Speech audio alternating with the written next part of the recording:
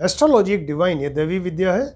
अभी गोचर के लेक्चर्स चल रहे हैं। गोचर के लेक्चर में आज जो है टॉपिक डिस्कस करेंगे वो है सूर्य का गोचर।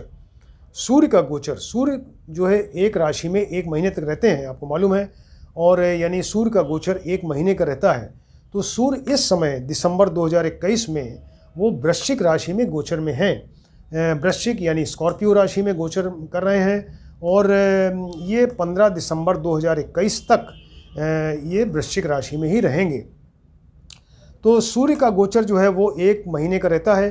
तो अगर वो कुंडली में सूर्य बढ़िया है और अच्छा है, योग कारक है, शुभ है, स्ट्रांग है, तो वो व्यक्ति को एक महीने तक अच्छा रिजल्ट देगा अपने गोचर की स्थिति में।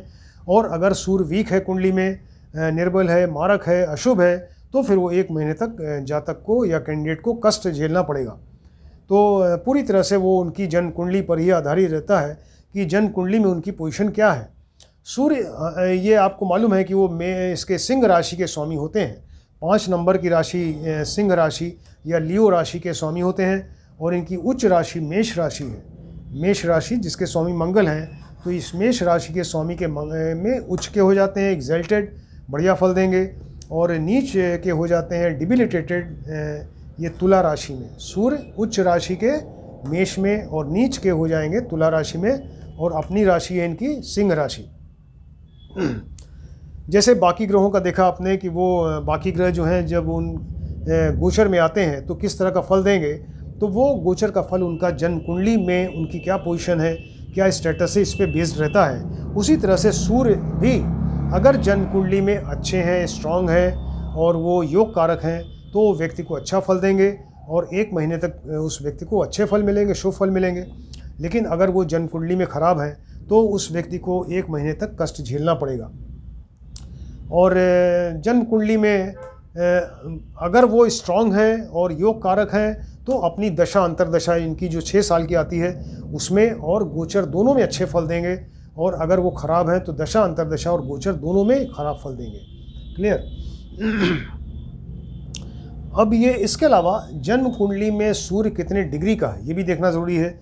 अगर जन्म कुंडली में सूर्य जो है वो अच्छी, अगर जितने डिग्री का होगा, सूर्य जितने भी डिग्री का होगा, अच्छा या ख़राब, तो गोचर में भी उसी डिग्री का ही फल देगा। ये चीज़ इम्पॉर्टेंट है कि जन्म कुंडली में सूर्य जितने डिग्री का होगा वो गोचर में या दशा अंतरदशा दोनों ही कंडीशन में उतने ही डिग्री का फल देगा।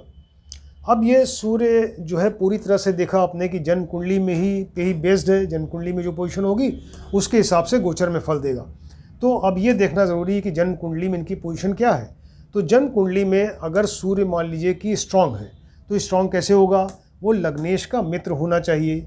लग्नेश का अगर मित्र हो और इसके अलावा अच्छी जगह, लग्न से अच्छी जगह, अच्छे घरों में बैठे, यानी केंद्र में 1, 4, 7, 10 या त्रिकोण 1, 5, 9 में बैठे, अपनी उच्च राशि मेष राशि या मित्र राशि या स्वराशि 5 नंबर में बैठ जाए, और इसके अलावा उसकी डिग्री बढ़िया हो और जहाँ बैठे वहाँ शुभ ग्रहों की युति दृष्टि हो, तो वो सूर्य जो है फिर जन्म कुंडली में बहुत ही शुभ और योग कारक हो जाएगा और अपने गोचर में बहुत बढ़िया फल देगा।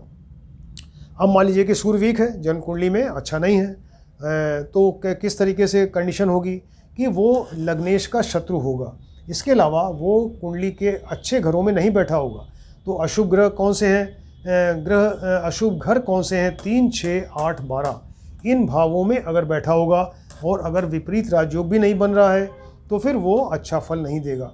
मान लीजिए कि अपनी नीच राशि में बैठा है, शत्रु राशि में बैठा है, जहाँ सूर्य बैठा वहाँ पर अशुभ ग्रहों की युति दृष्टि है और उसकी डिग्री वाइज भी अच्छा नहीं है, बहुत कम या बहुत ज़्यादा डिग्री है, तो फिर वो सूर्य अच्छा फल नहीं देगा और वैसे कंडीशन में उसका गोचर का फल खराब हो जाएगा। अब ये गोचर, सूर्य का गोचर की स्टडी के लिए हमने 2 एग्जाम्पल लिए हैं। एक तो मेष लग्न की कुंडली है, दूसरा मीन लग्न की कुंडली है। तो मेष लग्न की कुंडली में देखते हैं। अब मान लीजिए कि सूर्य स्ट्रांग है। एक तो पहले ये देखिए मेष लग्न की कुंडली में ये पंचमेश बन रहा है, ये पंचमेश है यानी पंचम का लॉर्ड है और 8वें नंबर में गोचर पे है। और इस लग्न में आप देखें, मेष लग्न में ये पंचमेश बना और लग्नेश का मित्र है। लग्नेश यहाँ पे क्या है, ये मंगल है, 1 नंबर के स्वामी मंगल हैं। तो पंचमेश त्रिकोणेश बना और इसके अलावा लग्नेश का मित्र हो गया। अब इस कुंडली में मान लीजिए कि वो व्यक्ति की जो कुंडली जन्म कुंडली है उसमें वेल प्लेस्ड है और अच्छी राशि में है और इस तरह से, तो जो आपको पॉइंट्स बताए अच्छे होने के, वो सारे पॉइंट्स इनके बढ़िया हैं और सूर्य जो है शुभ है, योग कारक है। तो फिर वो गोचर में यहाँ बैठकर क्या फल देगा, बात तो गोचर की हो रही है। तो यहाँ बैठकर सूर्य जो है वो क्या करेंगे कि ये 5 नंबर का एक तो फल देंगे, 5 नंबर राशि यहाँ पर है तो इससे इस हाउस से रिलेटेड फल देंगे। या तो इनके पुत्र होगा, पुत्र क्योंकि ये पुरुष ग्रह है और ये संतान का घर है, तो इस व्यक्ति के पुत्र हो सकता है अगर संतान होने का उस समय योग है, और या फिर संतान की वजह से इनको सुख मिलेगा। और इसके अलावा एजुकेशन इनकी बढ़िया होगी, व्यक्ति इंटेलिजेंट, मेमोरी उसकी बढ़िया होगी। और इसके अलावा ये अगर जुआ लॉटरी में खेलते हैं तो उसमें इनको लाभ होगा, लव रोमांस में इनको फ़ायदा होगा। और इसके अलावा ये यहाँ का फल देंगे, देखिए तो अष्टम से रिलेटेड अगर ये सूर्य स्ट्रांग है जन्म कुंडली में तो यहाँ पर इनकी विघ्न बाधाएं, ऑब्स्टेकल्स दूर होंगे, ख़त्म होंगे। और इसके अलावा अचानक इनको धन मिल सकता है, मनी मिल सकती है।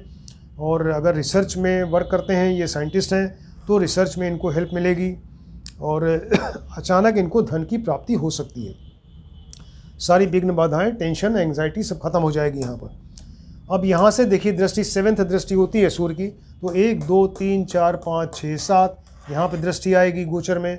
तो यहाँ पर दृष्टि देने से क्या होगा, इनका बैंक बैलेंस बढ़ जाएगा, इनको प्रॉफिट होगा, इनकम होगी और बैंक बैलेंस बढ़ेगा और परिवार में अच्छा सपोर्ट रहेगा, इनको परिवार से अच्छा सपोर्ट मिलेगा। और इनकी जो है वो वाणी अच्छी हो जाएगी, यहाँ पर वाणी का भी घर है, खाने पीने में रुचि रहेगी। और इसके अलावा जो है ये 2nd हाउस से रिलेटेड जो और चीज़ें हैं सब इनकी बढ़िया हो जाएंगी। इस तरह से सूर्य जो है, अगर आपने देखा कि जन्म कुंडली में अगर स्ट्रांग है तो गोचर में वो किस तरह से बढ़िया फल देगा। अब मान लीजिए कि वो जन्म कुंडली में वीक है, निर्बल है, मारक है, अशुभ है, तो फिर क्या फल देगा यहाँ बैठ के गोचर में, तो फिर इससे रिलेटेड फल खराब हो जाएगा। यानी यहाँ पर इनको संतान की वजह से कष्ट होगा, एजुकेशन में अगर है तो कोई विघ्न बाधा आएगी। और इसके अलावा इनको उसमें लॉटरी है, जुआ है, शेयर, इसमें इनको नुकसान होगा। और लव रोमांस में ये अनसक्सेसफुल रहेंगे।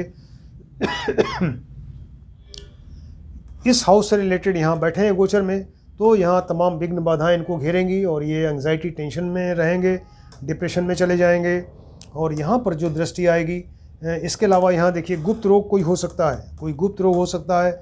यहाँ पर वीक होने से यहाँ पर पेट में प्रॉब्लम हो सकती है, एब्डोमेन में, यहाँ से इस पे दृष्टि आएगी तो यहाँ पर परिवार का सपोर्ट नहीं मिलेगा, बैंक बैलेंस कम हो जाएगा, इनकी वाणी जो है ख़राब हो जाएगी और इस तरीके से ये परिवार का सपोर्ट इनको नहीं मिलेगा। तो ये अगर वीक है तो ये कंडीशन होगी। तो आपने देखा कि मेष लग्न की कुंडली में गोचर में जिस समय वृश्चिक में सूर्य हैं तो वो अच्छा, जन्म कुंडली में अच्छे हैं तो क्या फल देंगे और जन्म कुंडली में ख़राब है तो क्या फल देंगे।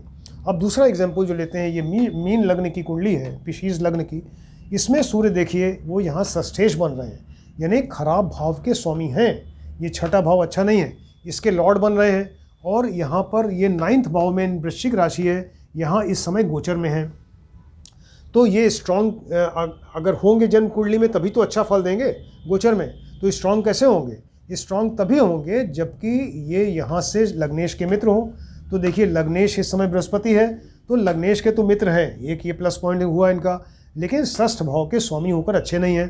अब षष्ठ भाव के स्वामी होकर यदि ये 6, 8, 12 कहीं भी बैठ जाएं जन्म कुंडली में, 6th हाउस, 8th हाउस या 12th हाउस में कहीं बैठ जाएंगे तो फिर ये विपरीत राजयोग बनाएंगे। और विपरीत राजयोग एक बहुत बढ़िया राजयोग हो जाएगा, तब फिर ये बहुत स्ट्रांग माने जाएंगे और बहुत बढ़िया फल देंगे। और उस कंडीशन में जब विपरीत राजयोग बने तब ये लग्नेश यानी बृहस्पति भी स्ट्रांग होना चाहिए और शुभ होना चाहिए। तो अगर विपरीत राजयोग बनता है इस कुंडली में तब फिर सूर्य देखिए यहाँ बैठकर क्या फल देंगे गोचर में।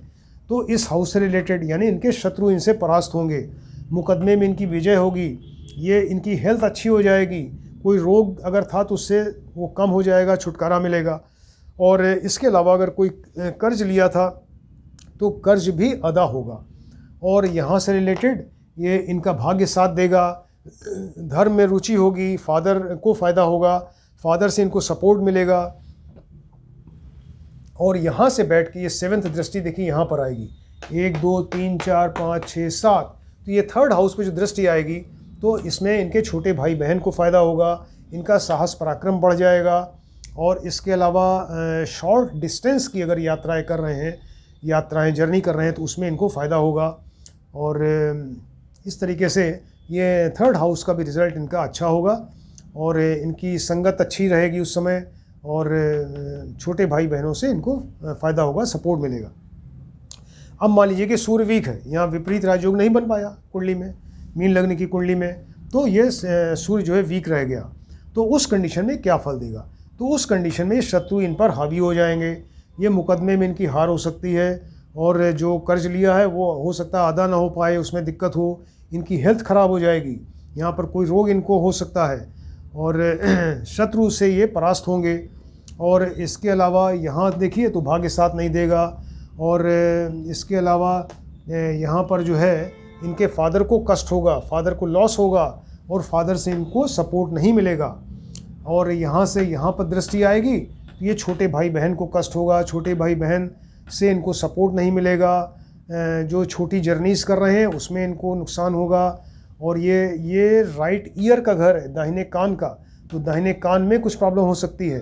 तो इस तरीके से आपने देखा कि अगर सूर्य वो 2 एग्जाम्पल लिए, मेष और मीन लग्न में, या किसी भी लग्न में हो सकता है कि गोचर में जिस समय होते हैं तो वो जन्म कुंडली पर उनका फल जो है बेस्ड होता है गोचर का। और अगर जन्म कुंडली में बढ़िया है, योग कारक है, फर्स्ट क्लास है, तो वो गोचर में भी अच्छा फल होगा 1 महीने के लिए। और इसी तरह से अगर वो वीक हैं तो वो उनका फल गोचर में 1 महीने के लिए अच्छा नहीं होगा।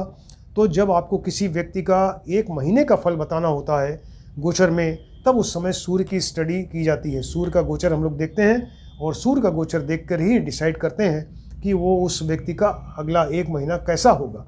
क्लियर? तो ये काफ़ी इंपॉर्टेंट चीज़, गोचर का बढ़िया टॉपिक है, और इसको आप लोग ध्यान से देखें, सुने और स्टडी करें। और इसमें किसी ने सब्सक्राइब नहीं किया है तो काइंडली सब्सक्राइब करें। देखिए सब ये लेक्चर्स एक के बाद एक कंटिन्यूशन में आते जा रहे हैं। Thank you.